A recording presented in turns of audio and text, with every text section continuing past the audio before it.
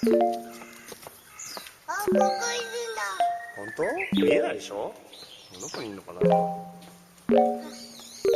見えないよ。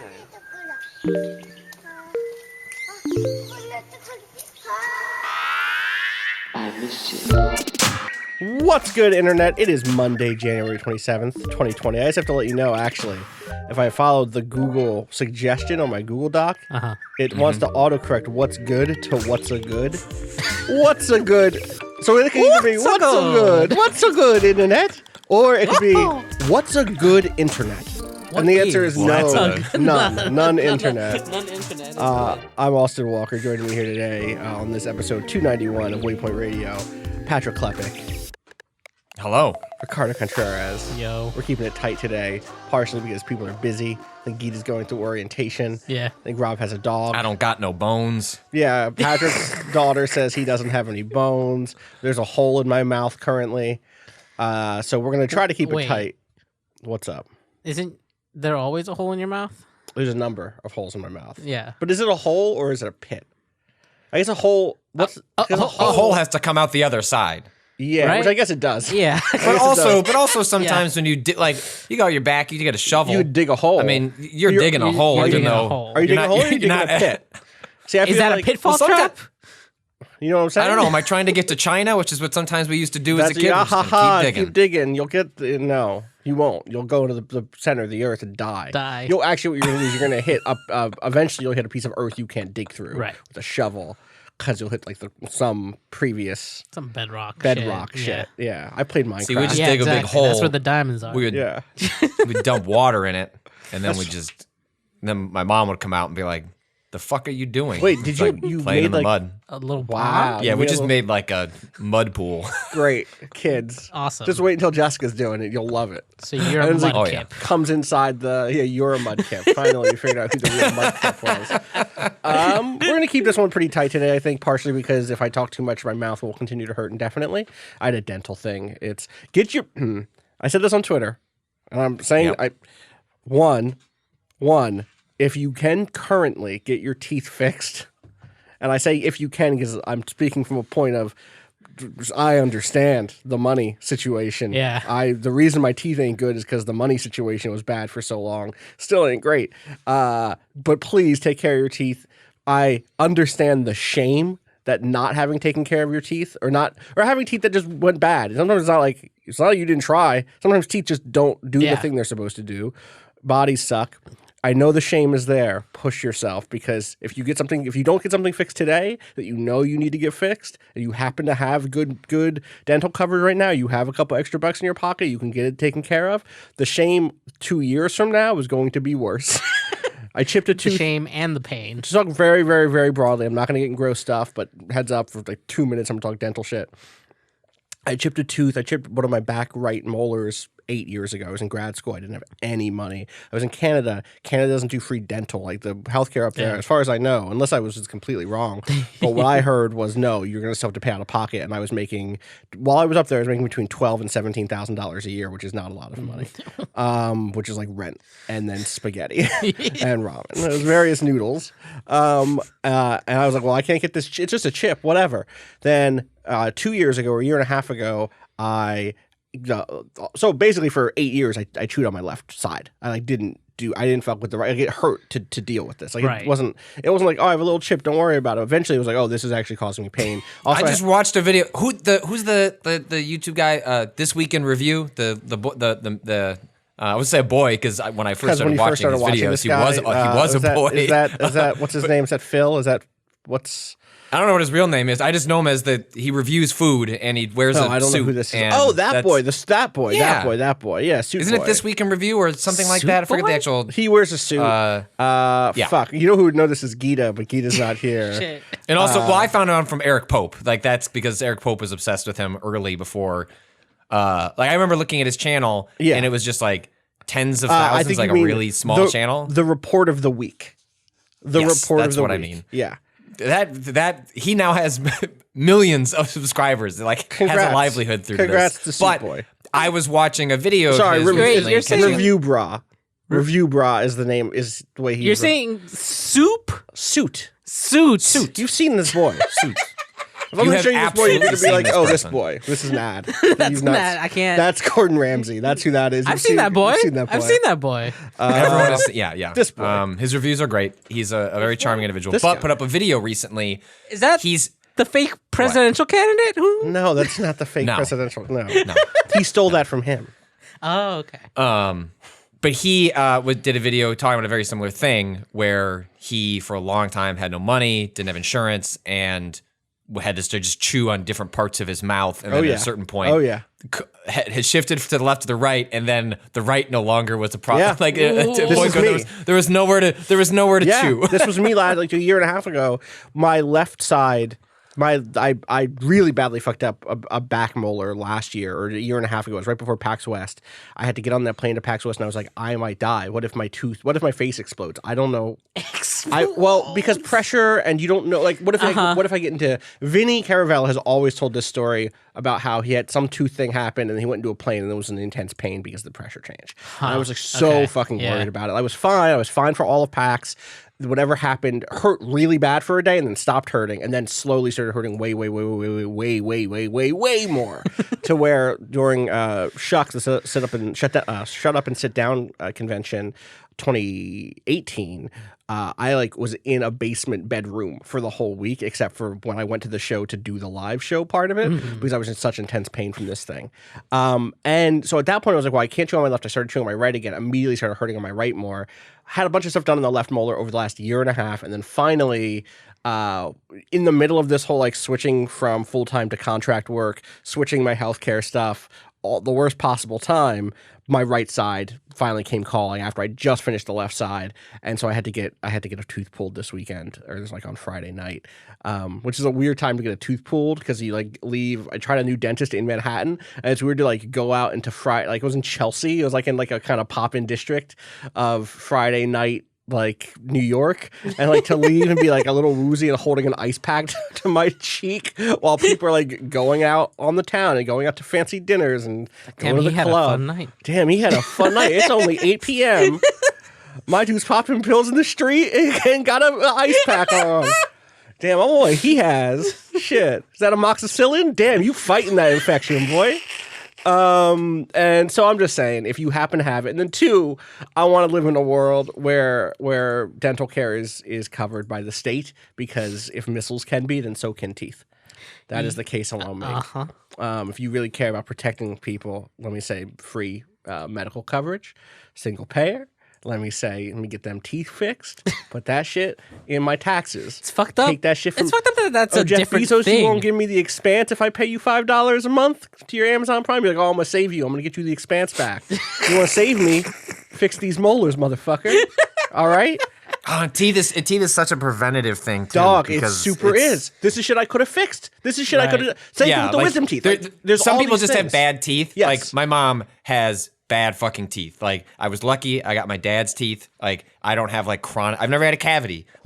Chronic issues, but I didn't go to the dentist for 8 years either. I still took care of them. I brushed my teeth. Yada yada yada. But I'm also getting luck on myself. I just have good ass teeth. Teeth genes. Some people have bad teeth, and when you combine lack of preventative care with over a long period of time with bad teeth, I was flossing I've watched her with my wrong. mom. She went in today. I had no idea. Earlier this week, and has to get a tooth removed, but she doesn't have to get it removed. But if she doesn't get it removed, it could potentially impact other teeth. And then she'd have to get 3 teeth removed. And they're like, cool, we'll get this removed. And she's like, okay. And they're like, $7,500. None of it covered by insurance. Yeah, dog, Great. it sucks. And they're she has insurance. They're out here Jesus. They can't take my wisdom teeth out. Because if they do, they might hit a nerve that makes me not feel anything anymore in my mouth. So you're just gonna have to live with it. There's a chance the wisdom teeth might hit that nerve anyway, but a higher chance if we go in there. It's wild. There's stuff they can't do in my mouth because and a lot of that is I didn't have the money to take my wisdom teeth out when it would have been safer to do that. Right. I just didn't have that money. Yeah. And then when I had that money, I was like, I'm busy. I'm shameful. I don't know how to take a day off because I have workaholism because capitalism's infected my brain with rot. Anyway, let's talk about something else. Kentucky Route Zero is out today. A game about capitalism infecting... Wait, today? Or tomorrow. Well, tomorrow. Tonight? Is it tonight? Is it a midnight release? Is it a... It's probably... Yeah, it probably goes live I hope it is. Tonight. That's a good game to play late at night with the curtains drawn in a dark room. Yeah. I'll have a review up hopefully today. There's a chance it'll slip to tomorrow because of tooth pain, but we'll see. I gotta say, playing through the end of this game and playing through the back half of this game, like while I'm like, oh, this tooth bill is gonna be a lot, was extremely on point. People who don't know, Kentucky Route Zero is a game by Cardboard Computer, which is a small team. I want to say it's like 2 people plus a musician basically working on the game. And then presumably that is correct, yeah. Some QA on top of that. And I know that there's like beta testers in their Patreon and stuff like that. There was originally kickstarted back in 2011, which is for wild. Like $8,000. Yeah, this was not part of the big Kickstarter boom. This was not like one of these like, oh wow, it made millions of dollars on Kickstarter. This is pre Wasteland, or at least like right around that time. Yeah. 2011. Right, Obama in office. Graduated college. You had graduated college. I was in Canada. I was moving. I was in probably my first year of making $12,000 to $17,000 a year as a grad student, as a PhD student, and immediately it kind of made a big splash among a certain. Can you click on this link? Can you look at this while you describe this? Look at this pitch video for. I did. I watched it. I just watched this pitch video. It's so fucking funny because the graphical style is so different. The graphical style on the pitch video is almost like stop motion animation or like puppets or claymation. Sort of thing. Totally. And I mean, yeah, I guess. Also, part of its pitch is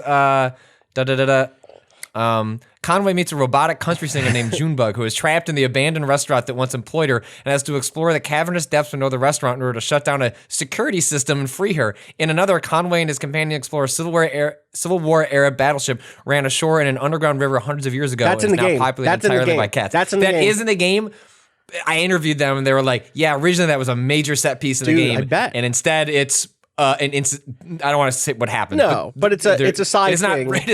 Yeah, totally. In one of the later acts, it was basically being pitched as like a magical realist adventure game. For people who don't have any, I guess, like touchstones for magical realism.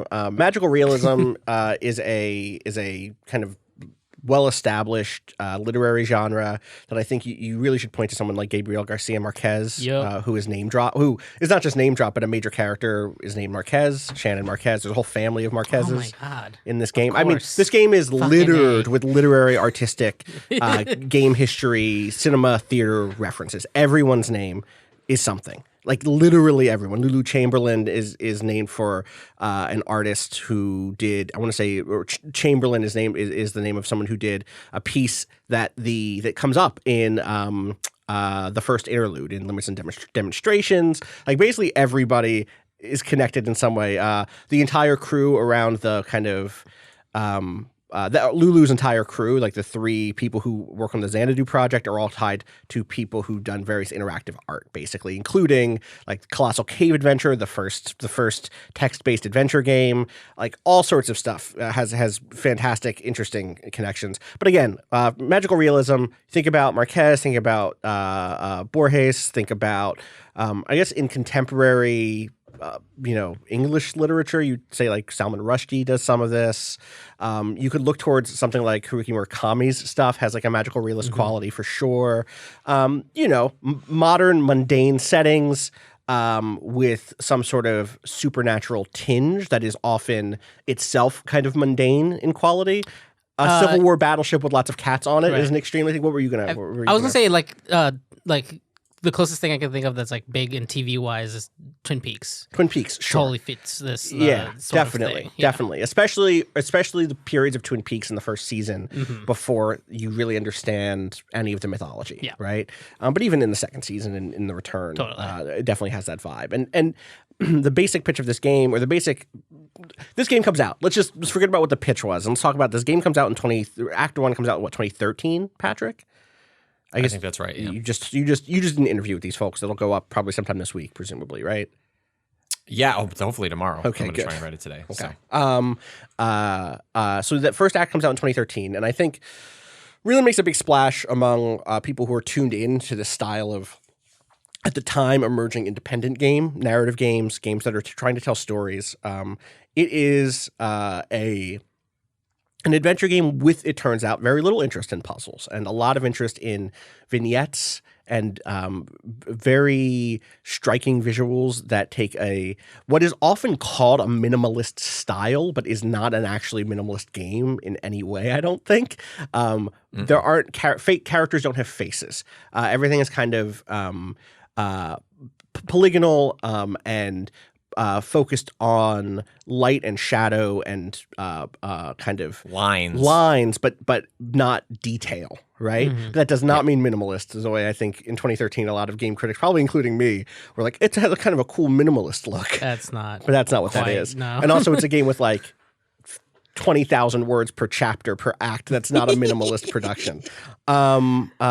It is a story about this guy named Conway, at the top at least, who is trying to make a delivery. He's a delivery man for an antique shop.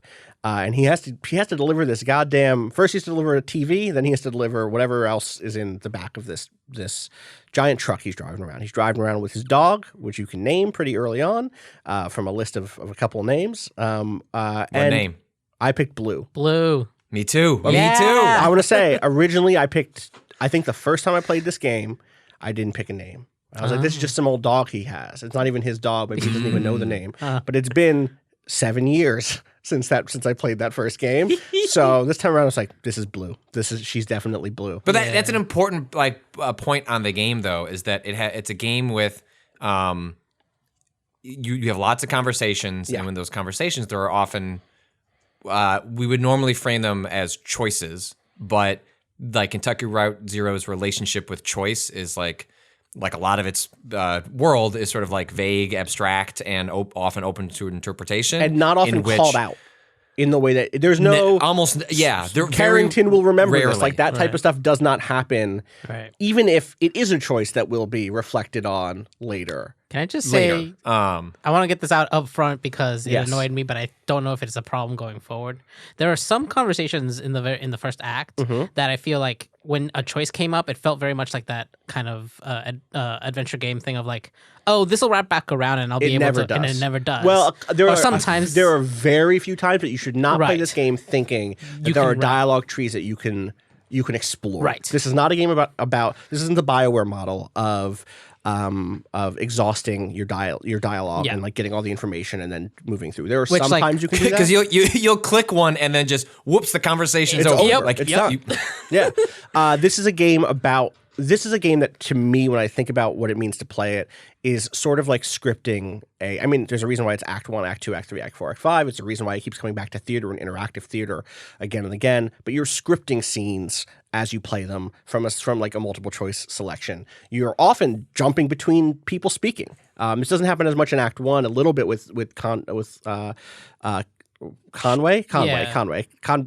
is right? I'm not wrong? Okay. Okay. With Conway and Shannon, where you'll say one side, you'll either have options on the screen for dialogue from both of them, or from, you'll do one and then also choose the answer. And eventually that becomes a really big part of the game, is you're shifting perspective kind of a lot. Conway tries to deliver this antique. He doesn't know how to get to the address. He stops by a gas station. He has to get to 5 Dogwood Drive. You kind of walk around. You talk to this guy who's running this gas station. There's some weird shit happening. Some people are playing D&D. They're playing a tabletop game, not necessarily D&D. If when you go down and have that sequence in the basement, and what occurs there, I think like the basement sequence typifies a lot of what I really love about this game. And if you don't have that basement, I don't even want to like spoil exactly what occurs down there, but there's a thing that little encapsulated 1 minute that you spend in there, that is Kentucky Route Zero in so many ways. And if that doesn't do something for you, like you can find out pretty quickly whether you're vibing on what the game is giving you. Like that whole gas station is like the game. Act 1 to 5 in a nutshell. Thematically, from you're already seeing that the email is tied to a weird power company instead of being tied to some independent ISP. And then like the weirdness that happens in the basement, all that stuff does just like, hey, here is the vibe. This is it. Yeah. Are you going to dig this? In order to try to find 5 Dogwood Drive, he is directed to go find, I think he's directed to go find Weaver, right? Specifically, he's told, go find Weaver Marquez, who is a local that this dude who runs the gas station happens to know. she'll know how to get you there. You drive to Weaver's house, and the TV is broken. The TV you deliver to her is broken. I think, is that what it is? The guy says, oh, take this old TV to her? Is that how you... That's how you get that TV. Okay, that's how you get that TV. Take this old TV to her.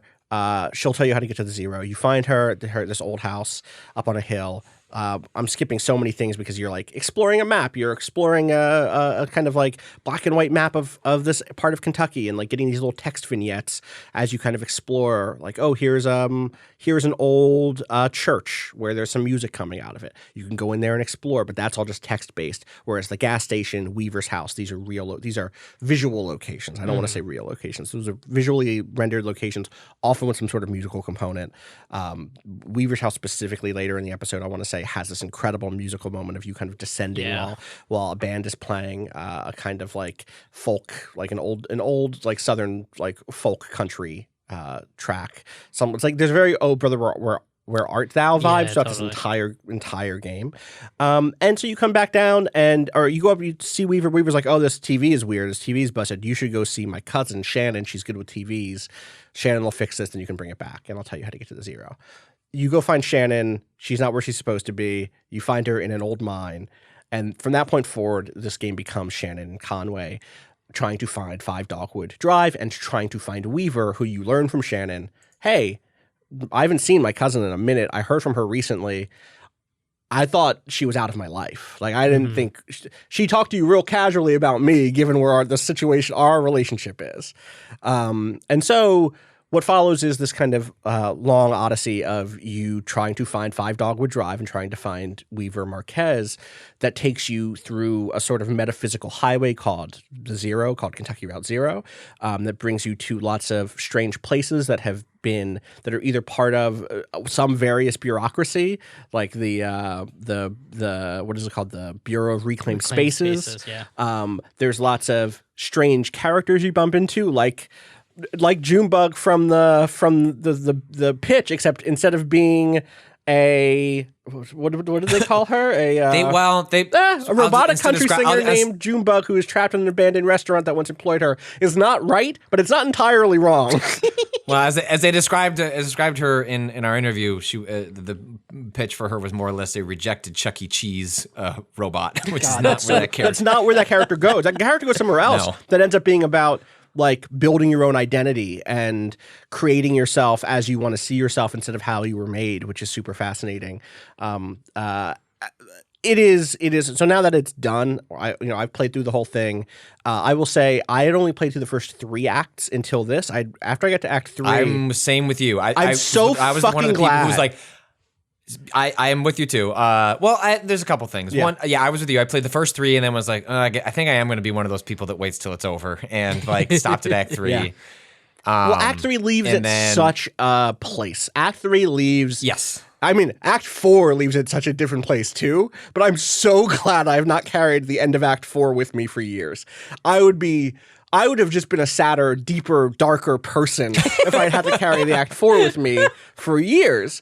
Act 3 ends with an open question. I think Act 4 ends with Act 4 ends with some question marks too, and I don't know that Act 5 is going to be what people think it is going to be. It's not what I thought it was going to be. I liked it a lot. Both in terms of presentation. I think one of the things we mentioned in talking about Disco Elysium, I can't remember if we talked about this on Friday or if we just talked. I've talked a lot about this game, and I can't remember what was into a microphone and what was in private messages, but... playing Disco and Elysium and this game back to back is so fascinating because both of them were developed, in windows that were, to be reductive, like pre-2016 and post-2016, right. In which there's been, we've talked about a sharpening of politics that you can tell in the writing of Disco Elysium and a sharpening of politics that I think also happens in Kentucky Route Zero from a different angle, right? Whereas Disco wants to wrestle directly with the language of political theory and 100%. Ideology. Like Kentucky Route Zero is more about what is like the concrete impact of political ideology in the day-to-day lives of people who don't sit around thinking about capitalism, socialism. Like they'll talk about the power company, they'll talk about the mine, they'll talk about being exploited, and they'll even talk about how hard it is to get disability pay. But they don't. It's more about like the redounding effects of political choices as opposed to like wrestling with like bigger picture. Yeah, I will say theory. For all of my critiques of Disco Elysium not giving me an answer to what do we do, that is a game that is interested in what do we do in a way that Kentucky Route Zero is singularly focused on what did it do to us. And I'm not saying Disco didn't do that too. Disco is also very much what did it do to us, but at a different scale and a different degree of focus and detail than what Kentucky Route Zero is doing, which is like KRZ is so zoomed in on. I mean, again, it wants to be theater, right? So there's allegorical work happening here. Conway is the everyman who is the everyman worker. Shannon is the everyman worker, right? Like these are characters who have developed certain skill sets, have a certain place in the economy, and then also are having their own interpersonal like relationships, have their own relationships with. I mean. It is wild. Conway is what the New York Times has been trying to profile for the last 4 years. Yes. I don't know. Do you think Conway voted for Trump? I don't think Conway voted for Trump. I think he's seen too much of the country. I think he knows. I bet Conway didn't vote. He was just like, fuck that's right. Conway didn't vote. I think that's totally right. I'm really happy with where this ended. I'm curious. So, Cado, you just started it. Yeah, for the first time. What do you think so far? Especially given I think your fine arts and how far are you? I'm at the very beginning of 2. I didn't get it super far. Oh, okay. So you're early. Yeah. Okay. And the very beginning Did of you wait? 2. And you played limited demonstrations? I did, yes. Okay, I went through. Okay. I'm enjoying this game a lot, and I feel like I made a mistake in waiting. It's a very you game, dude. I fucking wish I tweeted out last night that I both regretted and was glad that I had waited. Both because I kind of hate that whole like, well, it's not finished and you have to wait X amount of time before like that would have killed me. 7 years. But yeah, my guy. And the other part being like, I do wish I had dove in earlier because I feel like it speaks to a lot of things that at the time that it came out, I was first kind of grappling with games being, you know. I feel like it would have maybe accelerated a bit of my thoughts on the medium as a whole, just like from what I was playing then, which was like that was the year Destiny came out.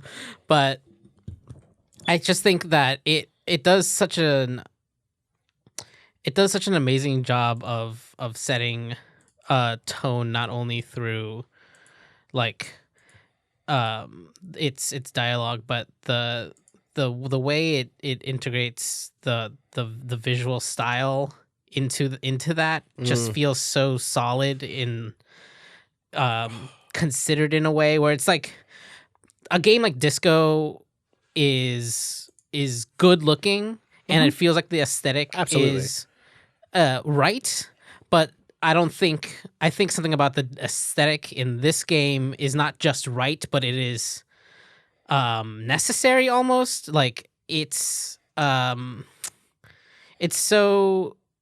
presentation is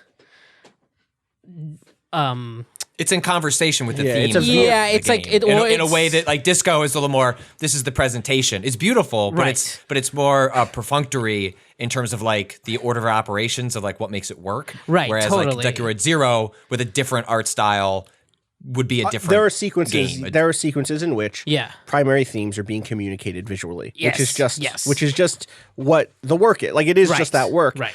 It is doing a lot with visual poetics, and I mean, it's doing a lot of work that cares or that I hate going. This like the reason that we're doing like the Disco KRZ thing is mostly because it's fresh on our minds. Right. I want to be clear that I think that you could also do a conversation between Kentucky Route Zero and The Walking Dead or Telltale games that were coming out at that time, because I think systemically, I think it's in many ways a response to that style. I can't say in terms of intentional that it's an intentional response, but it's easy to put those two things in conversation also. I think it's easy to put this game in conversation with shooters and be like, well, this is a game in which there's no, you know what I mean? Like you could do, there's all sorts of conversations to have. The reason we come back to Disco is because I think that both of them have at their heart a sort of materialist politics that are about trying to understand the way that capitalism hurts people. Yeah. And also both are interested in tragedy and sad men and alcoholism. And both of them also, it's easy, and both of them are things we talked about recently. So that's why we're doing this comparison. I want to be clear. I don't think there's also because they are two games that are like rely on the like specific written Yes. the written word a lot. A lot. And both do well with kind of these kind of visual vignettes, or these in the case of Disco, written visual vignettes. Right. In the case of KRZ, like actual manifesting them in front of you. Yeah. There are sequences that are so visually moving and so powerful, and that are drawing on a long history of art that completely floor me throughout this whole game. The thing that ends up being so interesting to me around what we already talked about around choice is the way in which this game makes me feel. Again, it's not that you're exploring a full dialogue tree. Mm-hmm. It is, and it's not that you're like playing the game to win the way I would play a Telltale game, where I'm like, oh, I know how to deal with this character. This character likes, like someone who is meek, and so I want to be a little quiet with them, and that way they'll back me up when it's time to argue over the big thing at the end of this episode. It's so much more about taking joy in the small artistic choices. And I'm going to spoil one little scene here that I don't know that I could possibly spoil it in a. Can I talk about the scene in the bar in Act 3, Patrick? Do you think that's too? Yeah, I think that's that like was a minor like, scene, but it was talked about already for years, right? It was a big ass deal. Like when that act came out, it was like another one of those sort of like. Oh shit moments that are littered throughout this. So yeah, I mean, So I think you could spoil everything that happens in this game, and it wouldn't materially impact your experience of it. But if you were that sensitive, then skip ahead a couple minutes. So there's a moment early on in Act 3 where you visit a bar that you've seen in other. You can see it, I want to say, in Act 1 or Act 2. You can like be outside of it briefly. You and Shannon can like swing by, and you can actually hear the song. I think you can hear the song if you find it earlier on, but you can't go through the door. And that's like kind of the first time you get the vibe that or not the first time, but it's the first time you get the vibe that Conway has a particular history with this bar, and maybe even knows someone from inside of it. But you end up going into it with a pair of musicians who are late for their.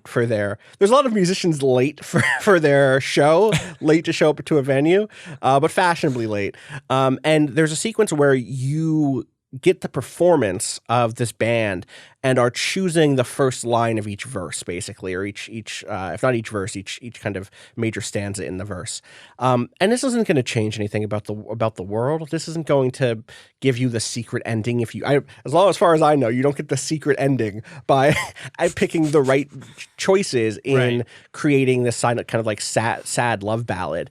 But there's such a degree of co-authorship in that moment, even though you're not writing there's such a powerful thing of like, I'm going to click this and then I'm going to hear sung back to me these words and some that are in line with it, coupled with what is an amazing visual set piece. And it's a game that's happy to play in that space, but it's also happy to play in the space of like, there's a major character who's in this game that you cannot meet because you didn't meet them in the first act. Literally, there's a major. I mean, it's major in the sense of understanding the world. That character will still show up in the interludes and is still in the world of the game, but you just don't. Carrington. Who you talking? Carrington. Antlers. He could just not show up in the remainder acts. Did you meet him in the first act? The playwright. Carrington? The playwright. Big antlers guy. You wouldn't, if I'm saying big antlers guy. No. All right, so there's a major character you can meet, you can stumble into in the first act, named Carrington, who is just on the road. I think he shows up again you have to go back to the gas station with Shannon, as what is I think where I saw him. I think that's where it was. Once, maybe it was at where the fuck did I see him?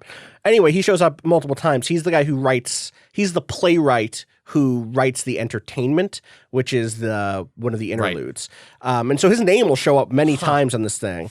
And he shows up a couple of times as like a side character, but he'll be like in frame. He's trying to find a venue. Like he shows up a number of times. You know what? You must see him first before that, because I think he's trying to find a venue by Act 2. Anyway, that's like a pretty big thing that colored my playthrough. But this game reminds me a lot of Undertale in this way, another game you could put it in conversation with, in that I kind of feel like I had my playthrough. This is my playthrough. Right. And there are things I'm going to miss. There are side things that sound really cool. I'm happy to look up videos, but I don't know that I need to go back through. And you in fact, cannot see everything in a single playthrough. Right. Act 4, which I only played this time, I didn't realize. I think at the time when Act 4 came out, people were like, it's way more choice heavy than the previous acts. I didn't know what that meant, but now I know you're basically straight up not seeing, you're only going to see half of Act 4 when you play it. Yeah. Well, I mean, it's a choice is like that's part of what I find so interesting about the game. Cause like, yeah, like, but it's just, when we say choice, like, I don't feel like I'm missing anything. Right. Like you are making a choice. Like you are either going to stay on the boat or get out and go explore. Like you're choosing to be with a different set of characters. Torch bar, this bar surrounded by tiki torches and like people hanging out on the beach, or you're going to stay inside and I don't know what happens. I don't know what happens if you don't do that because I went outside on the tiki torches, but in other cases I hung out and I like recorded noises that were going to later be used in a live performance and like talk to somebody about their past, and that stuff is really cool. But it is the thing of like, oh, I'm making it's like choice in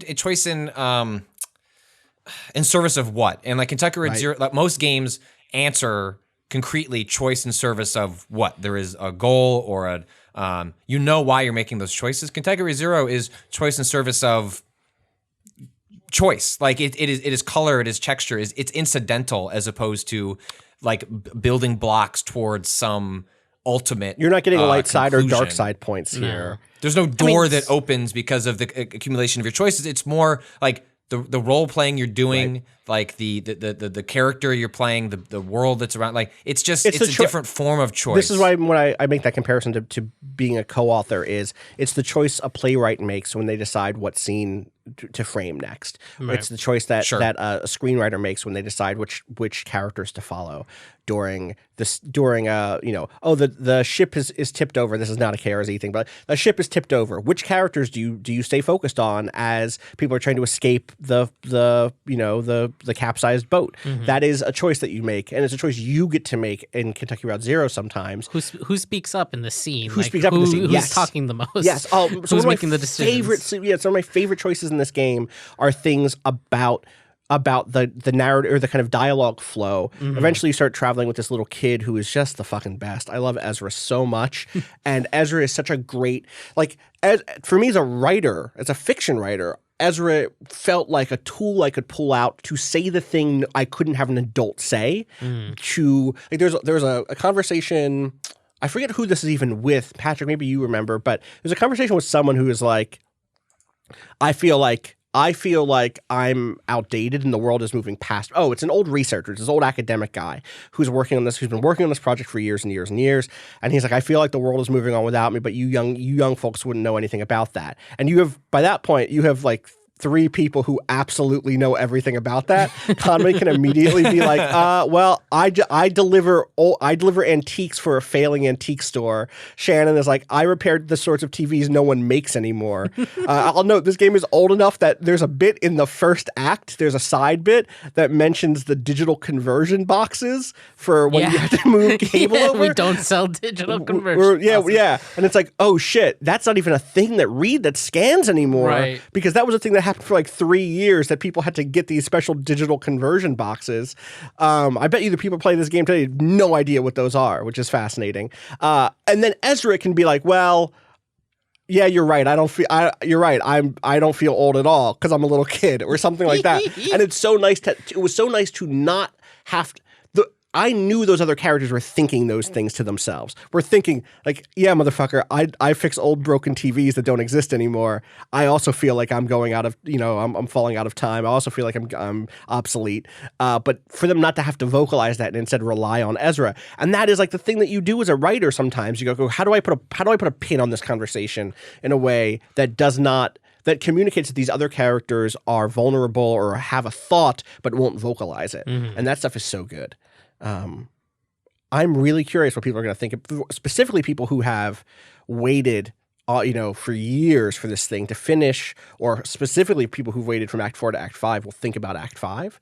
Patrick, did you? Yeah, Act 5 is both short, surprising, and I thought really poignant. Very poignant. It's a remarkable. I think it closes the book on the story they were telling in a very unexpected way, but that one, when taken in totality with the work, is 100%, makes sense. I found it to be deeply there's a sequence towards the end. I'm not going to spoil anything, but there's a specific sequence the last sequence of the game, that if it was to be described to you, it would be maybe difficult to understand why it was so profoundly moving. And yet, like, I'm sitting around my television, like my wife was like, we'd put our daughter to bed and we're waiting to like watch something, and I'm like finishing this bit up, and I try not to tear up. And again, I can't explain it. Like, it will make sense to you when you play it, where like, if I was to tell you right now, I'd be like, the sentence will be, okay, Patrick, buddy. Patrick cried at a blank for blank. And you fill in those blanks. Yes. And you will laugh. You'll be like, "Oh, I get it. That's okay." But it's so much. You'll be. Well, because it represents. Yes. They managed to use this sequence that represents a much. It's because of the setting that it's in. It's because specifically there is no higher. This game does a lot of really tremendous. Gimmick is the wrong word, but like it does a lot of interface changes throughout its 5 acts.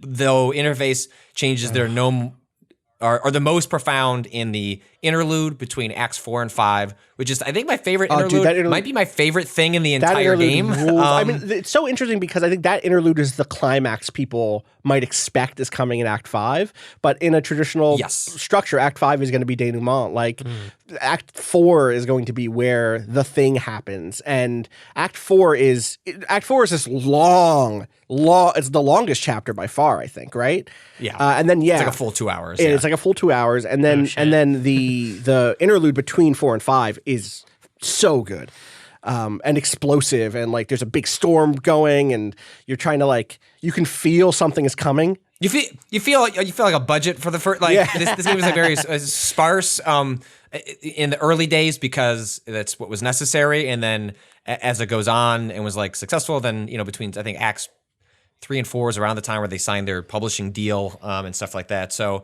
but it's like that interlude is like, shit, like they're working with like, they're really going for it. And like, it's the closest the interlude is the closest this game has to a traditional set piece, probably. And even then it's like extremely restrained in the way that Kentucky Route Zero always is. But yeah, I think it ends beautifully. And I think it'll only make sense to people who've played it, and I'll stay as vague as possible. But there is a really bold choice made from a character perspective at the end of Act 4 that I spent all of Act 5 waiting for them to go back on in some way. And it is so silly, but I felt like in my heart of hearts, I kept being like, "Oh, is Act 5 going to be the MCU climactic? All the characters come together and secrets are revealed, and the curtain is pulled back, or even just like when it cut to black at the end, and then like a chair pulls up and like, all right, we're gonna revisit some of this and talk about some of the themes of this.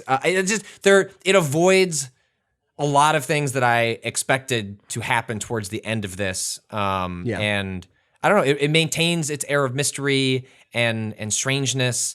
I think Act 5 comes down to like the core question of this game, if there is one, is what do you?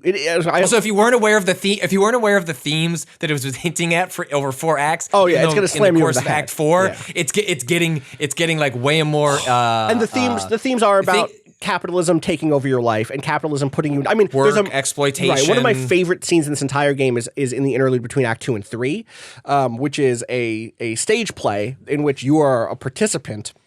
Hold on 1 second. Yes. Are y'all playing on PC? No, Switch. Okay.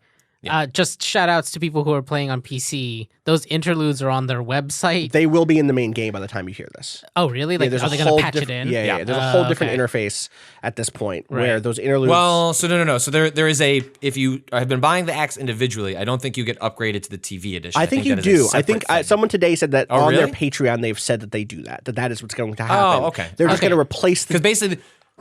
The UI presentation in the TV edition or whatever, like this, the culmination is like a circle, and it's like acts 1, 2, 3, 4, 5, and then in between those Roman numerals are the interludes, and every time you finish it, it just says, "Cool, click to the next one." Right. Cool, click to the next one. So it's all very slick and.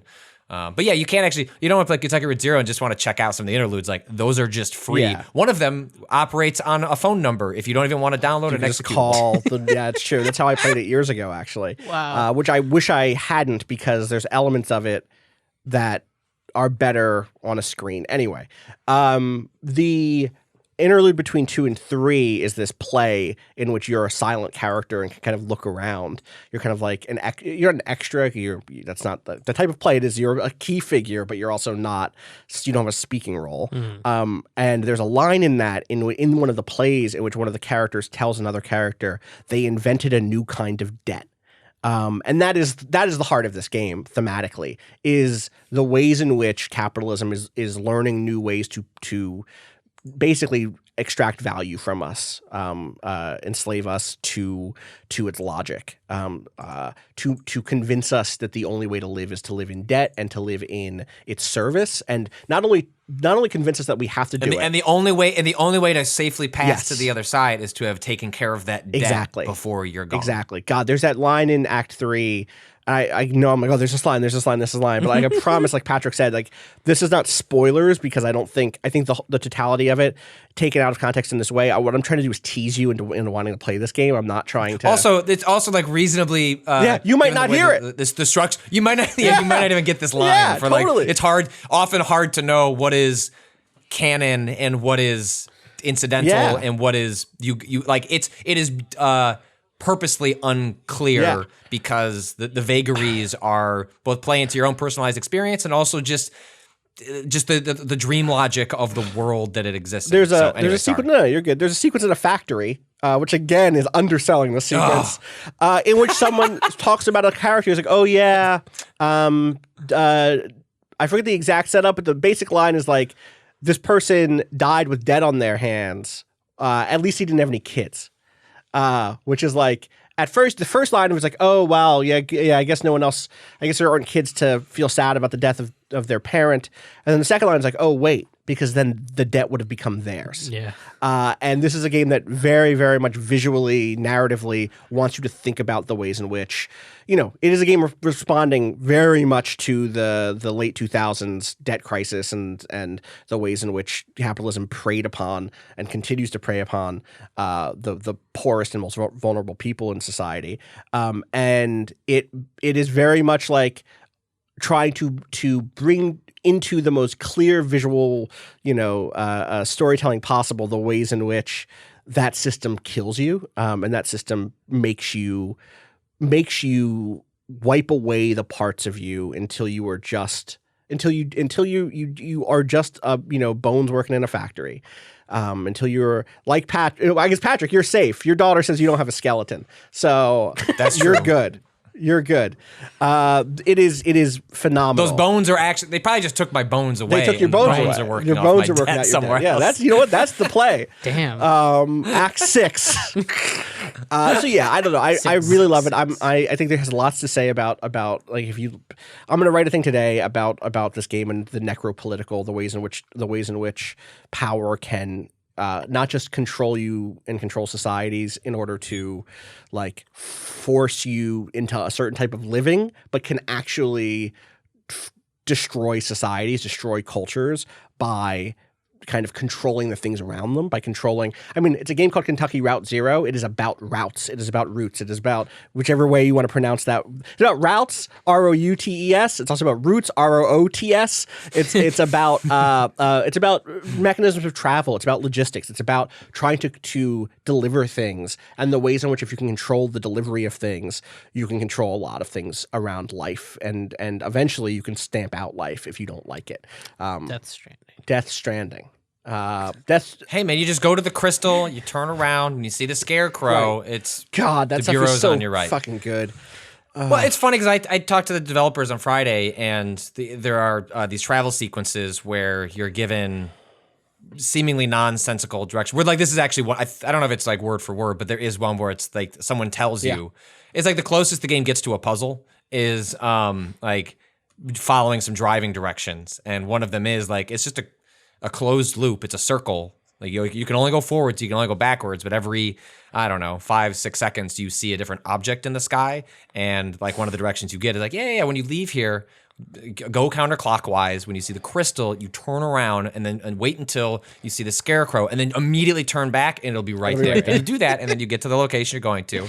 And I was explaining to the developers, there was like in the, obviously that sounds sort of goofy, but as someone that started driving before GPS, right, and spent a lot of time driving in back roads in Wisconsin, in which I had family and family friends that lived on kind of like farm-like houses, or in that sort of like those kind of areas of Wisconsin in which people lived a mile or more away from one another. Like there was like early MapQuest around that time, but often it didn't work in all areas and was useless at 11 o'clock at night, where like there's no lighting on the streets. It's just darkness for miles. Like the way things were explained to you is like, actually the fucking roads are useless. Right. It's like, go 3 farmhouses down, like turn left, like then you're going to get to that bumpy road that's a roller coaster. So you want to go over 2 of those bumps and then you're going to take a right, which is honestly not like, so like I laughed and then also was like, it's actually just not that much. It's just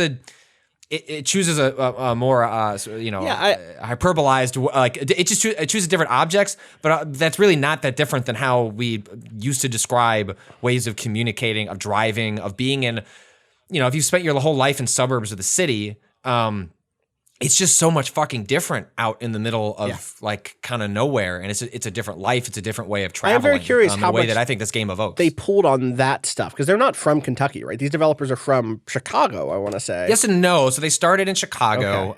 Over the course of this development, one of the main designers, his wife was from Kentucky. He ended up moving to Kentucky. So this game's been in development for 10 plus years. He spent and I would say time. for more than half of it, he actually has been living in Kentucky. And Kentucky was picked for specific reasons, because of its history of the worker and environmental exploitation. Like it's set in Kentucky for like very specific historical reasons. And so it's like yes and no. Like it's not entirely people just from Chicago picking, a white working class area to like set a game in, but they do have some personal connection to the area that it's in. Yeah. Totally. I guess if I want to make a final like entreat to people to play this, it's also just a weird game to talk about. I'll say because it's been coming out for 7 years. What is a spoiler for a game that's been out since 2013? For me, 3 weeks ago, a spoiler would have been different than it is than someone who had kept up with the game. There's like major stuff that happens in Act 4 that I would have been pissed if it had been spoiled for me. I haven't brought it up. But it would have been out for years. And in some ways, if someone's like, "Oh yeah, I played Kentucky Route Zero," and then they said, "Oh, this thing happens," I'd be like, "Fuck you! Why'd you tell me that?" They're like, "You said you played Kentucky Route Zero. You said you played it." I was like, I didn't play all of it. I only played through Act 3. It's a weird thing to talk about in that way because we kind of I want to serve both the people who've already played those first 4 acts and are curious about Act 5, and also serve the people who've not played any of it and who are like, "Well, I've been waiting." Play this game. I really love it. I think that there was a lot of bravery in the way that they handle Act 5. I think it sticks the landing. It just might not be the landing you expect it to try to stick. In a good way, though, right? Definitely. It's like it's the best kind of surprise, is one that if we had all sat down and wrote, like, what do we think we want from Act 5? Like this would be interesting. Yeah. Oh, I wonder if they would do this. Literally nothing. Almost nothing on my list would have been what actually ends up occurring in Act 5, and just the presentation of Act 5 is so. You will not be able to. No. You have no. You have no idea try how you will interact with that world. Just try. If you can write us a note on what you think the interface will be, because you won't get it. God, it's so good.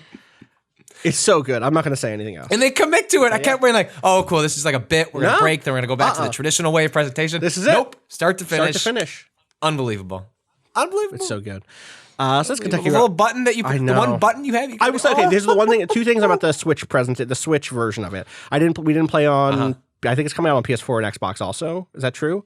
Everything. Yeah, it'll be on everything this week. I will say Act 5 struggles a little bit on Switch. There are definitely some moments where it can't keep up with the presentation, at least on TV mode. I didn't try handheld mode.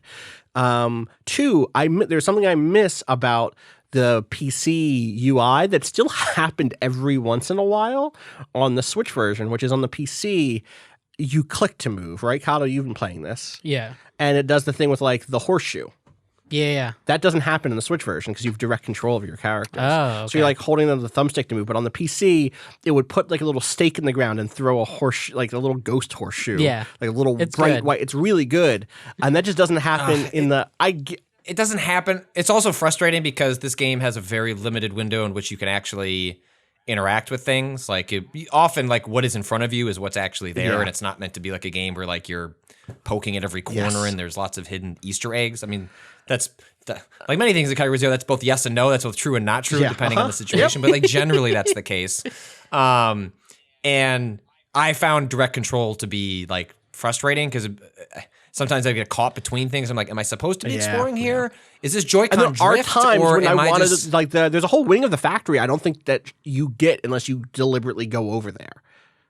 I'm pretty sure that's true, and like do that. Or the same thing with the main map of the Kentucky area in Act 1 even. There are places that are just off side roads that you just like go to and they'll show up if you explore every inch of that map. There's probably 12 places you can go to get like little vignettes, either visual or text. And it's way easier to explore that stuff with mouse and keyboard, or with mouse than it is with the controller, I think. I'm with you. Any final thoughts, Patrick? No, it's great. I'm glad it's as good as I was hoping it would be. I don't know that I could have. I don't think I could be happier than with what they managed to put together. I think it's a pretty remarkable achievement. And it's one of those games I think some people stopped playing because worried it was not going to get finished. And it's cool to see it. And that's the one thing they did say was like they never got too hung up on people saying I'm going to wait, you know, because that happened a lot. I think as like the acts went on and it became clear it was not going to be a 3 or 4 year project, but has turned into a decades long creative process. But the one stuff they were they felt bummed out about when people were losing faith that the project might even get finished, because they said they were committed to that. And they did say that for the next thing they do, they're dropping the whole being secretive and not talking facade. They actually found it to be isolating, and they want to share their work and talk with an audience. So it sounds like that will not necessarily be the case with whatever they move on to. Well, yeah, they have this very active Patreon, is my understanding now, which I think they opened in between Acts 4 and 5, where there's lots of dialogue. I think there's a Discord. Like it's like that sort of vibe now. So I bet they keep that going now that Act 5 is out. You know, they also recently. Well, the big thing they said was they were so spoiler conscious with often they didn't want to show anything about an act before it was nearly finished, was because they were trying to like keep the mystery contained for the audience. But they're like, there's so many fun things, like this game would break, you know, all the traditional things to different developers, like, you know, like the driving, there's the factory sequence and the unique interface you get introduced to. Like you can imagine how that broke in some pretty fucked up ways, and that's like one of the things they wish they could like have shared GIFs of and stuff like that. So it sounds like they're going to be a little more open booky. Cool. They have a GitHub page where they just have like basically screenshots of their entire internal wiki through Act 4, which is so fascinating, because there's just stuff that is just like, there's stuff that doesn't come up. There's stuff that comes up, but like incidentally, that is like, oh yeah, here's like here's something about the play. Here's something about the the band, or here's the thing that happens, and you're like, oh, that's what happened. Okay, we only got they have like, the story Bible basically, or they're like their summaries of each act. And so for you're experiencing certain things through a certain fog, or through a certain perspective that is not sometimes I think this happens I think as early as Act 1. Act 1 is you go to that museum, Cado. Did you go to that museum? No. Maybe I'm thinking about, there's a side vignette thing, which again is like off some side road in the Kentucky screen. I know I'm going to make you just go back and play this game now. I'm going to get the TV version and play it straight through. Okay. Again, because I wasn't expecting this to be that type of game that I would play with Christina, but it's going to be that type of game now. Please play I didn't know. Yeah. Please. Like I think it's going to be good. But there's moments when like you will take you know what? I'm thinking of a sequence in Act 2 for sure. But you take your dialogue is being chosen from like people watching footage of this thing happening after the fact. And that is a cool, or like, or interviewing people or whatever it is after the fact. So you're not even that main character's perspective. And so you're getting everything through this kind of like through a filter. Whereas in their notes, that's on I think you'd find it if you just search for GitHub Kentucky Route Zero official developer wiki. And maybe even just Kentucky Route Zero. Yeah, if you just search for Kentucky Route Zero official developer wiki, you will find this GitHub page. And it's like, here's the thing here's what was actually happening. Here's like the very basic stuff. But it's fascinating. It's like so cool to look at them talk about some of the major set pieces and some of like what their touchstones were, what like what some of the references that they were drawing on are, stuff like that. So definitely give that a look if you're the sort of person who's interested in that, and also stuff that just doesn't come up, or stuff thematically. Like there's a piece here that's like, relevant to Act 4 stuff, Patrick. Border disputes. Border and border crossings could be an interesting way to talk about the transitional character of the river. Border disputes could be over non-political, mundane, and abstract borders, like a disagreement about where one person's garden ends and their neighbor's begins. A dispute over what part of a hybrid bar/liquor store is the bar and which part is the store. A wedding and ensuing discussion about how each family is now constituted. And it's like, some of this stuff makes the game. Some of it doesn't make the game, but here's just like them brainstorming. What are the types of ideas we want to theoretically talk through in this episode? I love that they're being open about this. I really hope that they do this I hope they add all the Act 5 stuff in a month or whatever, so I can see how I really want to hear how they conceptualized getting to where they got to in Act 5. So, all right, we should take a break. When we come back, y'all are going to talk more than me because y'all have played Kingdom Hearts Remind. So I'll play as a subjective. Wow. All right, we'll be right back.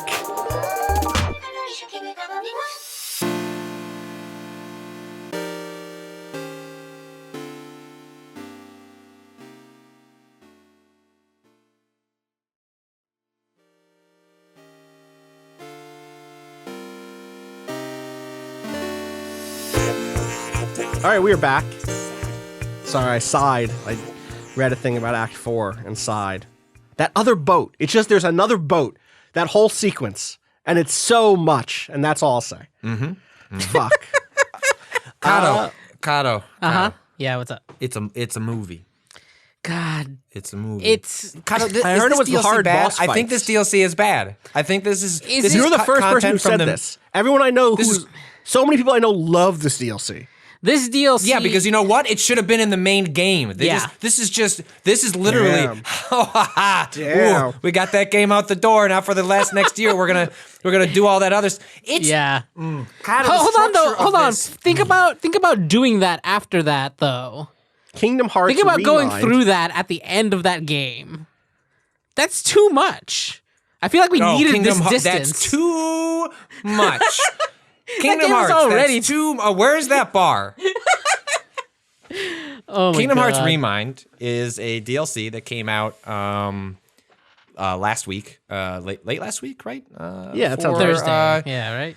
Thursday for the PlayStation 4 version of Kingdom Hearts 3. It's coming out for the Xbox One at the end of February, in which the opening is. It technically takes place. Well, okay. What does technically takes place mean?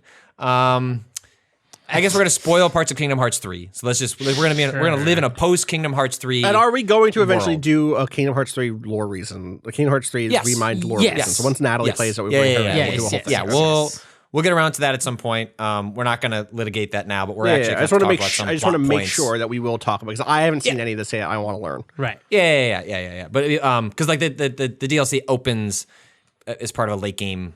Like it all takes place in late game sequences of Kingdom Hearts 3, so I just don't want to have to worry about Cado and I talking around it. But the setup is that in order to save Kairi, that Sora is going to have to venture into the hearts of various characters, and as he works his way through from like heart to heart to heart, he'll be able to make his way to Kairi to save her.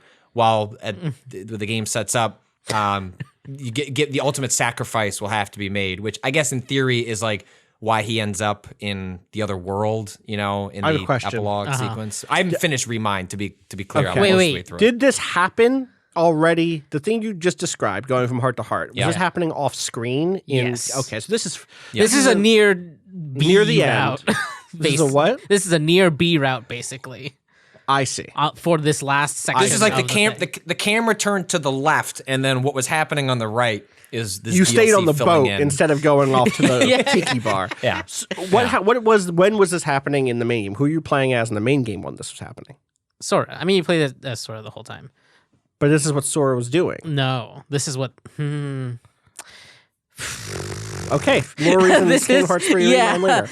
Well, no, like we should unpack this a little bit just to get people. Like, I actually didn't follow. Like, that's one thing this DLC does not do. Like, I have said as someone that likes Kingdom Hearts, different parts of it a lot. I don't like the combat, but that's neither here nor there. Actually, it is here because there's a lot of boss battles in this DLC. But it was great. I don't like this. I think Kingdom Hearts has a very interesting story told very poorly, and I stand by that criticism of Kingdom Hearts as a whole because I think part of what Lore Reasons taught me was like, oh, there's all these really interesting ideas that are just told so poorly in the actual like playing and watching of how the story is constructed, and this DLC is like the worst parts of that, like just like thrown in to the mix because there's no setup, there's no explanation.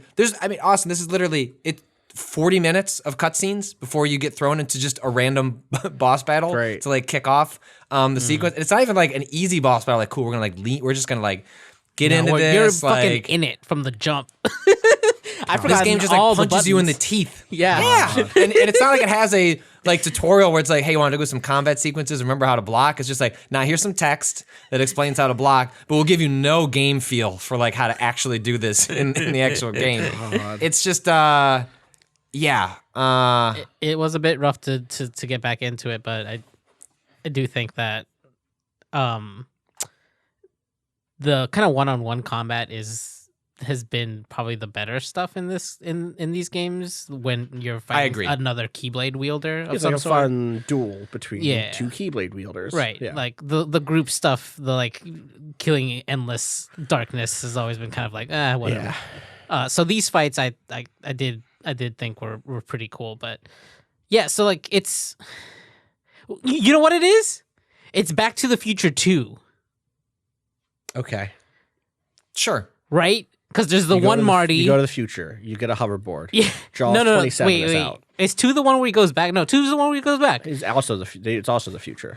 Yeah. It's both. Wait, what? Yeah. How does that? Oh wait, that movie starts. Oh god, yeah, it's a lot. So this is where he goes. In other words, you're saying he's the part where he goes back and there's 2 of him in the past. Yeah, and he has to be careful of not being seen by his past self. Also, that's kind of what is happening here. There's 2 Soras. There's the second Heart Sora. Roxas. No. God damn it. We cannot. No, this is Sora's heart. Sora's heart. But isn't Sora's heart in Sora at the time? Well, your heart could be in multiple places, right? A heart can be in multiple places? Right, because that's how Xehanort travels through time, is because his heart has already been there, right? Why doesn't Xehanort just travel back in time over and over again until there's an army of Xehanorts? He does. I mean, there's young Xehanort. No, but why are there 30 of them? Why doesn't he just keep doing it until it's Dynasty Warriors? I don't know what the limitations are, but I mean, Sora disappears at the end of this because he used this power. So maybe there are limitations. Damn. But basically, like the span of this is from the moment where Donald Duck dies. Shut the fuck up. Not that specific. Zeta Flare Donald Duck? Yes, Zeta. That scene where he does the Zeta Flare, like that's kind of like the beginning of this whole sequence, and it like goes through that again from a third perspective of you having to do a specific set of like transferring between different hearts in order. This is the part that fucked me up, and I don't understand. And we'll get into it on Lore Reasons why this worked or didn't. So in theory, this is all occurring like while this sequence is playing out. Heart Sora is time traveling to go between the hearts of these characters while in the quote unquote present. Do they know what's battle? happening? And then like Sora is then going to that weird in between worlds area that the name I forget. Where the Moogle is. It's not a Moogle, but whatever. Yes. The little I know. cat doll. The place of Charity? Sky and Ocean? Or Shibbity Crockett. Like what's the little cat's name? It's a cat, right? Chirithi. Chirithi. Chirithi. 3 cheers. Chirithi. 3 cheers. The 3 cheers. Yeah. Uh-huh. So, you like it? Is it good? Okay, time out. Real important one. Uh-huh. Do you get to play as Kairi? Yes. Cool. That part was fucking no. You get to play as a bunch playing of as different the other characters is great. Yes. It actually like straight up does a thing where you'll enter a boss battle you already played in Kingdom Hearts 3. A lot of them back to back. Just here we are again at this same fight. But it'll like cut to a scene where it says like L2 and R2. Like, you want to play as Roxas? Or you want to play as Sora? I don't know who's out here playing as Sora, but of course I'm hitting Roxas. Yeah, absolutely. You want to play as Aqua? Of course I do. Of course I want to play as Aqua. It's a thing that I hope becomes like part of Kingdom Hearts going forward. Like that itself like makes the comp, like as someone that has never found the combat of Kingdom Hearts to be all that gratifying, even just the reason I've never found it gratifying is because absent playing a much harder difficulty mode, you can just kind of buzzsaw your way through the game.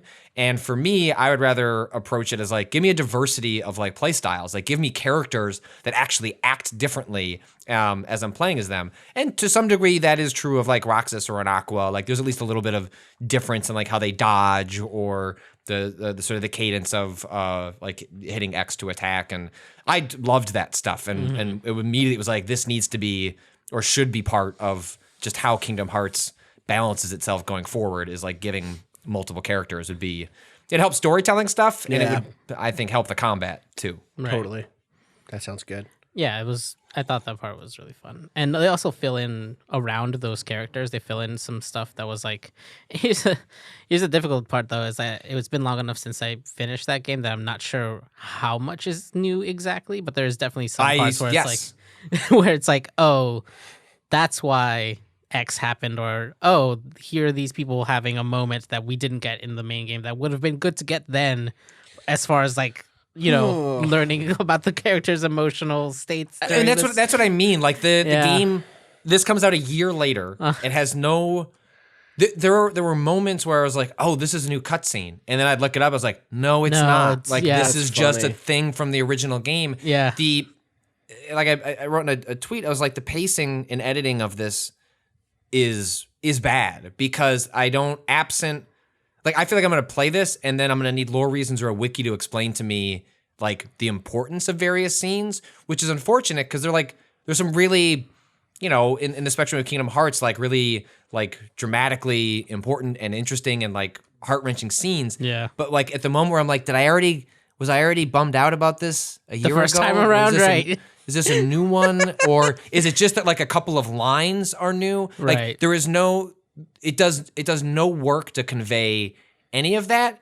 And I'd actually would have ultimately preferred, hey, just give me the option to like slot this into, I'll just replay the last like 6 hours of Kingdom Hearts 3 and just mix this in so it's all a seamless like a piece of storytelling. Because if you're going to how would you do that? Think about what that would be, though, because you've already gone through that sequence twice, right? There's the first time where everyone dies, and then the second time when fucking Sora goes back in time to save everyone, and then this is a third time. It would probably just be cutscenes, right? It would just be cutscenes, right? You would take out the combat, and you would be like, also at the same time, this is what was happening. I mean, like, I'm just saying, like, there is a way to do that is there are. Whatever the way to do that to make it more effective and impactful is is whatever this is not. Like I don't have like a tidy solution. No. It's just because it undercuts its own work. Like there's cool stuff going on here, and it's just very difficult to understand the gravity of it, where it fits in. There are definitely. Did you finish? Have you finished it yet? Yeah, and there's definitely So right, because you're doing the fights, the limits or whatever. Those are called. Yeah, which is not which is. So, like, in the Remind trailer, they show the Square Enix characters. That's in the Limit Cut episode. Like, that doesn't have... Which is basically just a series of fights, right? Do you want to explain what that is? Yeah, so basically... The thing that I'm not going to play? Once you finish Remind, it's basically an epilogue. Sora has disappeared, which happened at the end of Kingdom Hearts 3, so you already knew that without playing Remind. Now you just know why. But it's basically an epilogue. People are looking for different clues as to where Sora may be. They recreate essentially some data. So there's a data Sora again, and you have to analyze the combat data of the organization, which means there's a room with a bunch of doors, and each one of them is a different boss fight against one of the organization members, and they're hard as shit. Especially if you're under-leveled like I was. I was level 43, and I went in there, and everyone was like, yeah, you should be around level 80 for these. And it's like, well, fuck. I guess I'm going to go grind for a bit. Right. I got up to 60, and I was like, fuck this. I'm going to go back. Jeez. It was easier. Sure. Still couldn't make it through one fight. I'll get there eventually. But apparently there's a new secret ending at the end of all of those fights. It's 13 fights. And apparently, like, the secret boss is... that was what inspired a thread, like, on Resetter that was like, Nomura has finally lost his mind. And I was like, oh, this is... okay. Like, this is where... Like, the fact that that's causing Kingdom Hearts fans to be like... what? That makes me so excited. Like that is I cannot wait to watch the YouTube no commentary let's play of that boss fight. Because I don't think I'm gonna make it through those. The gauntlet that you're currently working your way through. I think I don't know how many more attempts I have in me, but I feel like I'm making small progress on one of them. So I don't know about all 13. But it's the most challenged I've been in this game, which is good. Speaking of limits, are there limit breaks? What's up with the Final Fantasy characters? I remember they were in the thing. They're there. You don't play as them. No. Yeah. Are they meaningful? They're not fighters. I don't get to be any of my Final Fantasy friends? No, this is not, what was that fight? Air Guys? Air Guys get in the ring. What? Air Guys get in the ring? It was a Square made a...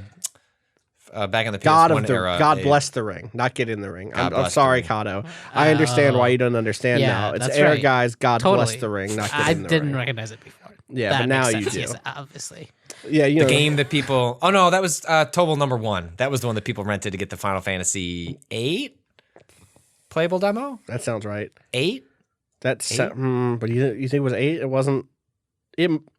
yes. Was it 7 or was it 8? It's 7. I think it was 8. I think it was 7. It was 7. Hmm. Before you write in, we know Dissidia exists. I know that there are other Final Fantasy fighting games. I know I would probably like Dissidia, given my desire to play more arena-based fighters, which, by the way, y'all saw Gundam Extreme versus Maxiboost is coming. Yeah. It's Extreme, it's Mobile Suit Gundam. Extreme versus Maxiboost on? Maxiboost on. Correct. Maxiboost on? Maxiboost on. Maxiboost on? Yeah, Maxiboost on. That's coming out. That's like been announced for like English release, and so I don't have to import it and put it on like English menus only. So I'm psyched about that. A quick other shout out, really quick. Hardcore Mecha comes out on consoles. I want to say this week. PS4. I just got a PS4 code. I haven't tried it on PS4, but I do want to shout out is I did start playing that game again. I talked about this very briefly last year. It's a indie game. I want to say it's from China. I'm not 100% sure if that is true. I need to double check it. But really great like 2D retro action game that has just like a story mode that's really fun and like filled with all of the kind of conventions of mech fiction, including getting an upgraded mech and like having one level be kind of a side-scrolly shooter, like a space shooter, and it like really gets all of the like if you can imagine a sort of 2D. I want to say like 32-bit style 2D side scroller in the kind of vibe of, I mean, it's really pulling from stuff like Cybernator and I want to say, what is it? Armored Suits. I always get this name wrong. Like an SNES style, like mech, side-scrolling mech game, or Assault Suit Lanos, stuff like that. But with like really neat kind of 2D cartoonish graphics. What I want to shout out is they added a mode called the Simulation Survival mode, which is like a wave-based action mode where you unlock upgrades and you get drops for mechs, and you can go through a tech tree to unlock the sort of story mechs. Like you start with just like grunt shitty mech, and then you can unlock different ones based on how you upgrade yours, and you eventually unlock like 30 different mech suits. And it's just like an arcade mode, but it's been like a very fun background podcast game type thing for me the last week or two. That game again is called Hardcore Mecha. It's not a great name, but if it had that simulation mode in it, this kind of wave-based arcadey like slow upgrade mode, it probably would have cracked my top 10 list if I'm not lying to myself, because it's like it is that much fun for me to make the numbers go up and try out these different mechs that'll have different gimmicks.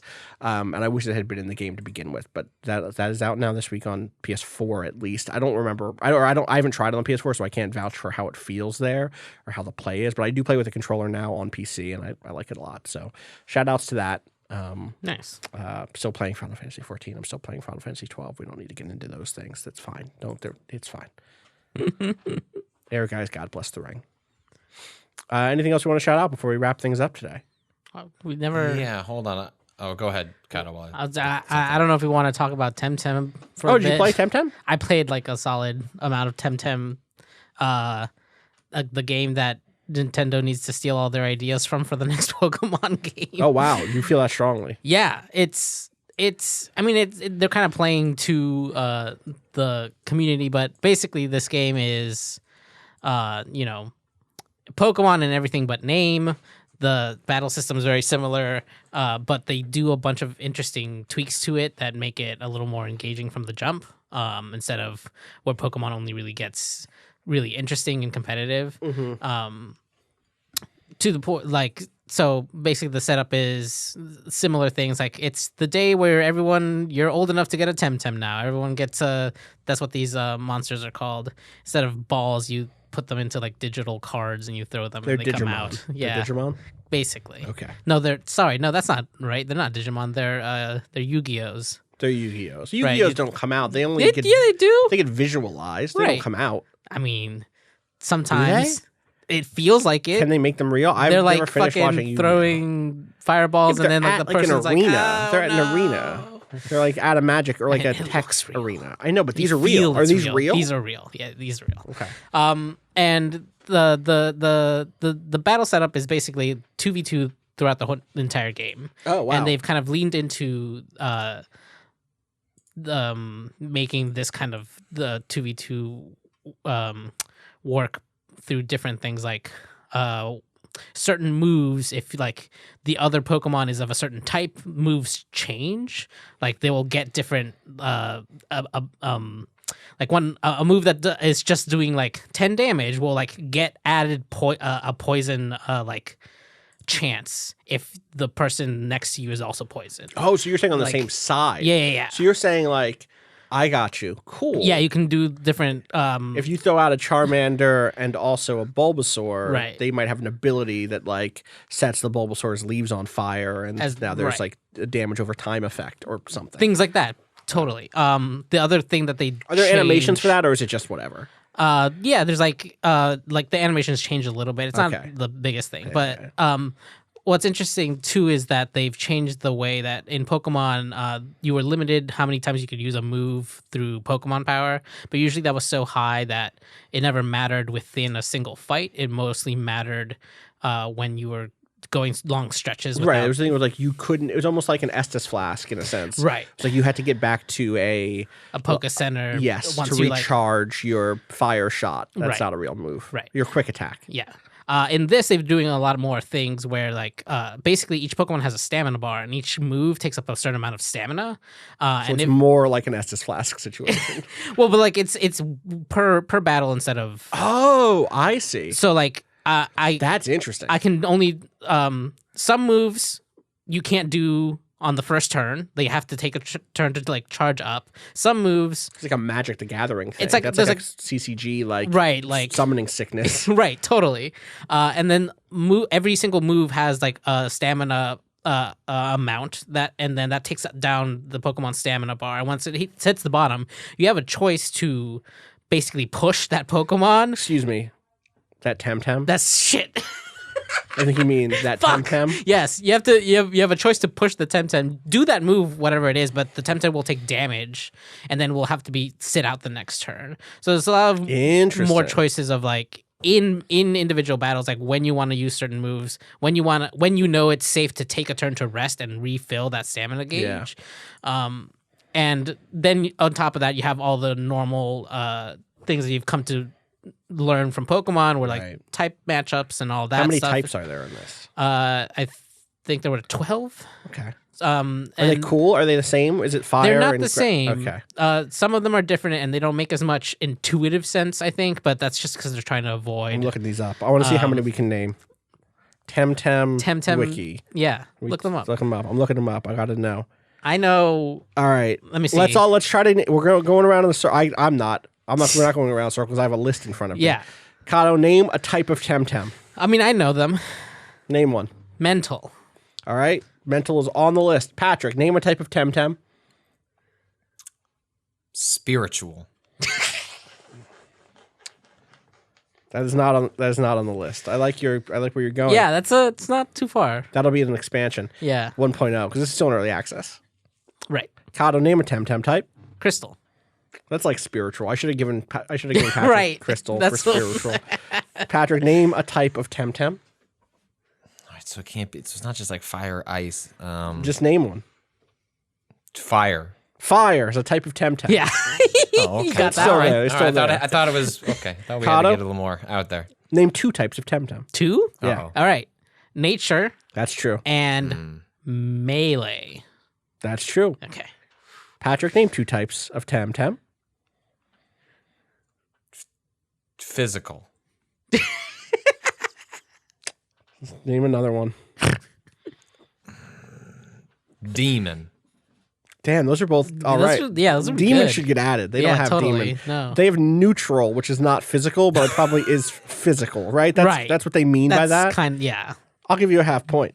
I'm not keeping track of these points. Cado, name 2 more types of Temtem. Shit. We're getting into it now. Yeah.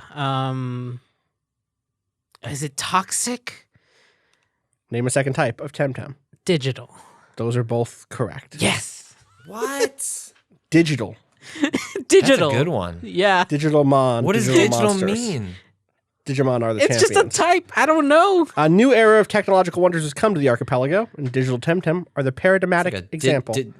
Digisaura situation? Yeah, Digisaura. Exactly like Digisaura. Created in the high-tech labs of Nanto, the creation of Digimon Temtem, these hybrid creatures possess qualities that no organic Temtem does. There's only 2 of them right now. Ori and Zalblon. What are these? That's kind of cute. Yeah. Zalbion. That's the other thing I'll say about these so far is that I feel like there's been a lot of attempts to make Pokemon likes throughout the years, and something about the designs have never really caught my eye, at least. Like, these feel like they've escaped enough out of the orbit of Pokemon, but still are in conversation with Pokemon that I think they're cute, basically. Yeah. The remaining types, by the way. There are more? Wait, shit. Mm-hmm. Oh, fuck. You've missed 3. 3? Cado, name 3 types of Temtem. Light. Earth. Did you not say Earth before? There are 4 missing types then. Fuck. Earth. Light is not one of them. Light, again, they will probably add light. I feel it. 3 more. I think 3 more. Frost? No, there's no ice. There's no frost. Ice. There's another similar thing, which I don't think you said. There's hungry Temtem. That's right. That's one of the types. Can you feed your Temtem? Can you pet your Temtem? Not so. Can you cook for your Temtem? Jesus, I think they probably. That seems like all stuff they would logically add at some eventually. The remaining types are electric, water, and wind. Right. I was trying to think too outside the box. You were because we set it up as being outside the box, but like digital is outside the box. Yeah, when you were making me guessing, I'm like, shit. Okay, I'm not going to do basic elements. And some of them are just like nature is just grass. It's grass. Nature is grass. They changed it to nature, and mental is psychic, but they changed the name. Right. Digital is the one that doesn't really map at all. It's weird. Yeah. Toxic is poison. Isn't the fate of this that actually, like, the best thing that could have ever happened to Pokemon is the existence of Temtem, because it is unlikely, given the history of Nintendo, that they were ever going to make the like more serious adult, and I mean serious in like the like like making a more complicated battle, more another systemic super game, like, thing. I have to shout this out before I forget. I'm sorry. Yeah. When you start up, you make a character.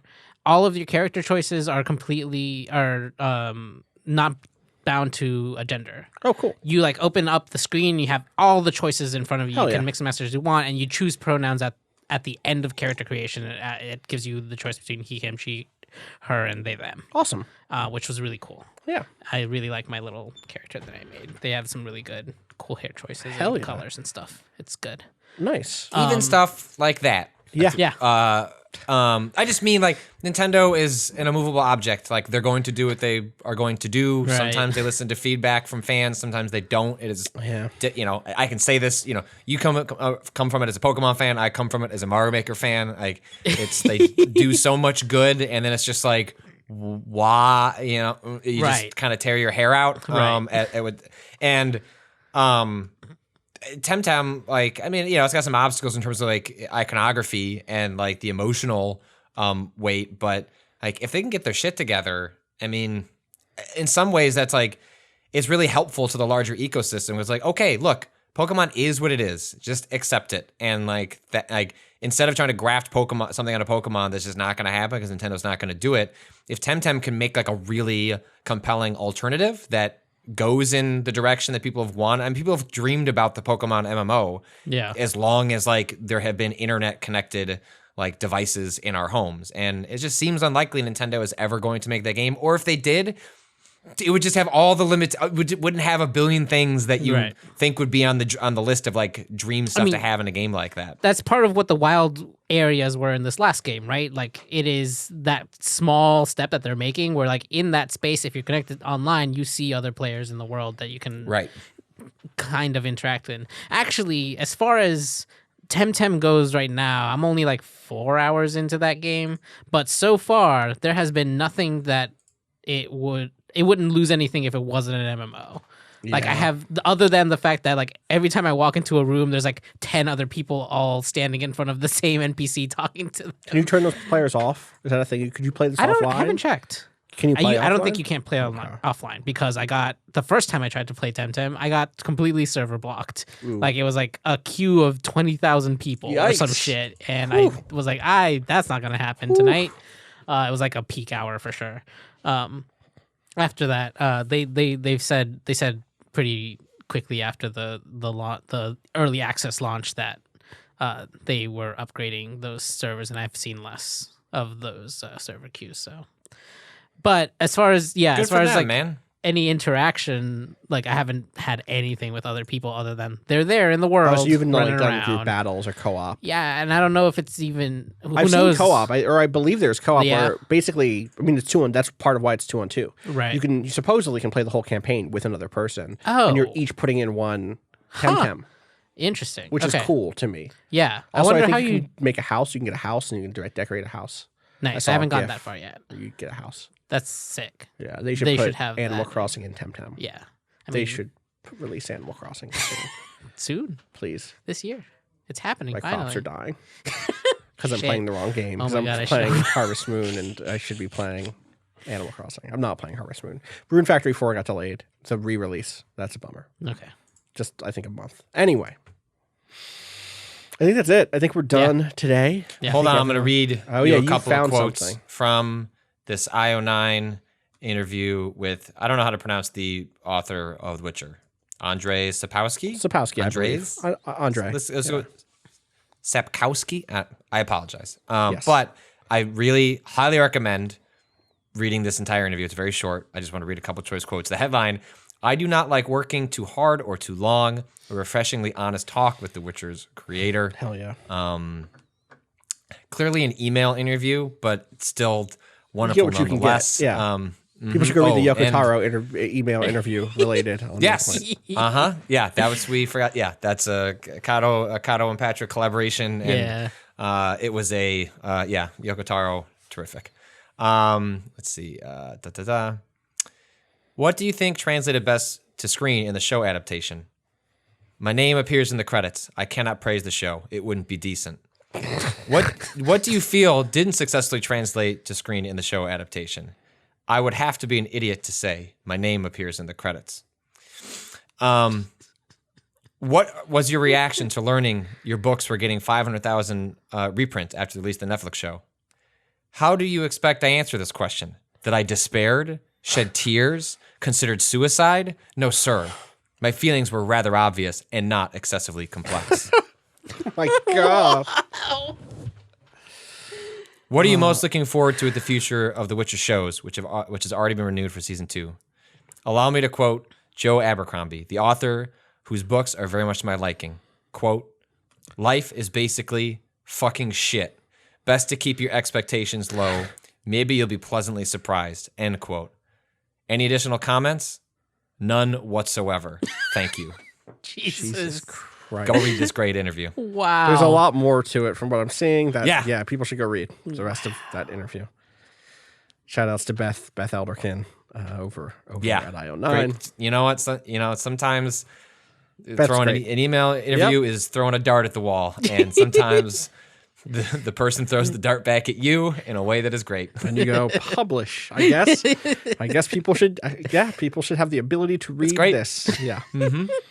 Very funny. All right. On that note, thank you as always for listening. Oh no, wait! I actually did have a thing to shout out. The thing I was looking up. That was not the thing you were. Okay. No, it was not. That was just me as I was glancing at something. In Mario Maker, there is this creator called Legend. The last couple streams I've been doing, I've been playing all of their levels. They are a tremendously creative player. And the ones I want to recommend, I will probably write about it this week.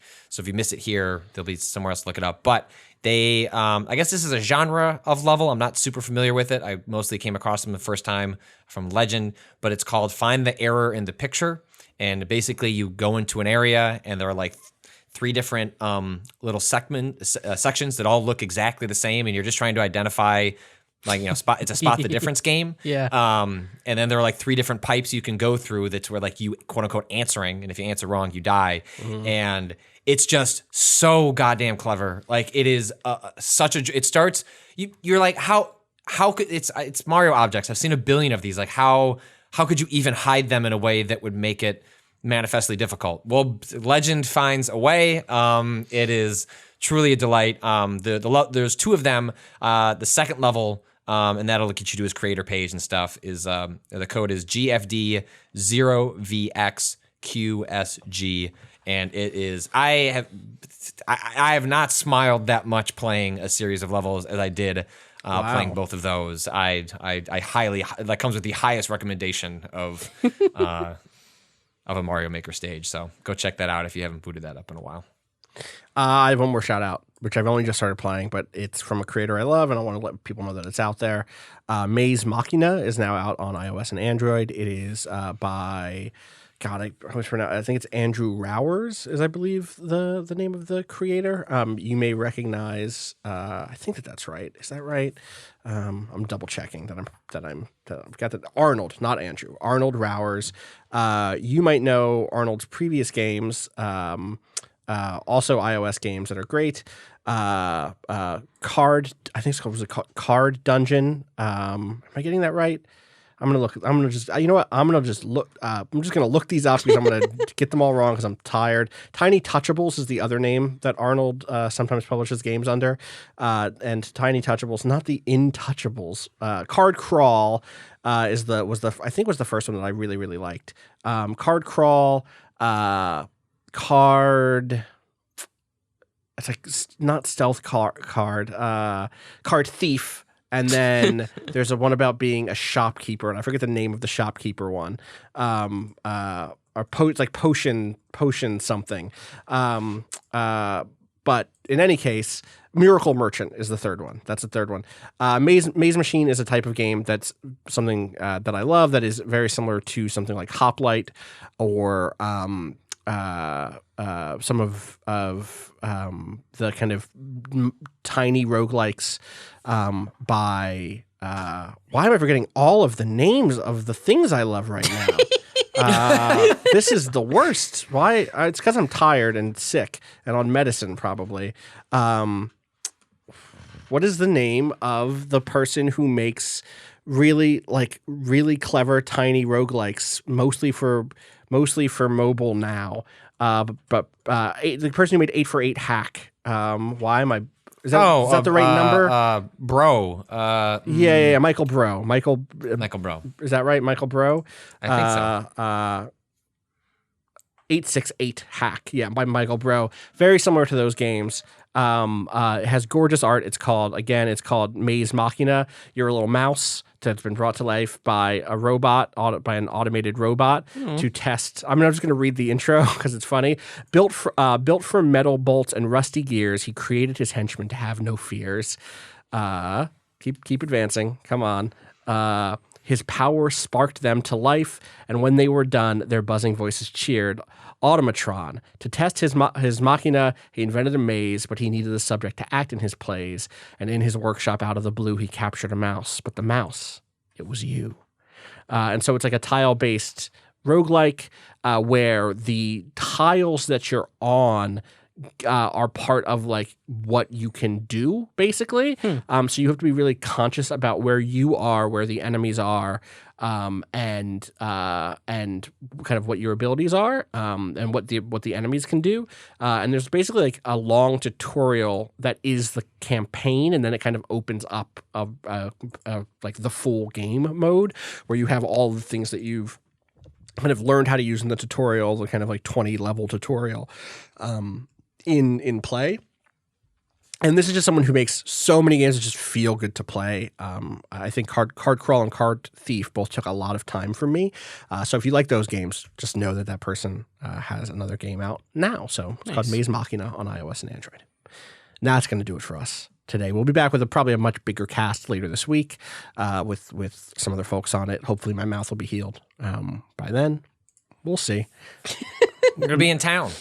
You're going to be in town, right? Wednesday, to New York, yeah. It's coming down on Wednesday, right? Looking forward to that. So you'll have voices here in the studio. Wow. Which is exciting. We don't know what we're going to do yet. We'll figure something out. But if you have questions you think would be really good for us to answer with people in the studio, you can send them to gaming@vice.com. As always, you can follow us on Twitter, twitter.com/waypoint, waypoint.vice.com. Follow me on Twitter @Austin_Walker. Cado, how about you? At @A_Cado_appears. Patrick. At Patrick Klubik. Thank you as always to Bowen for letting us use the track Miss You off the EP Pale Machine. Find out more about that at waypoint.zone/BOEN. Now more than ever, fuck capitalism. Go home.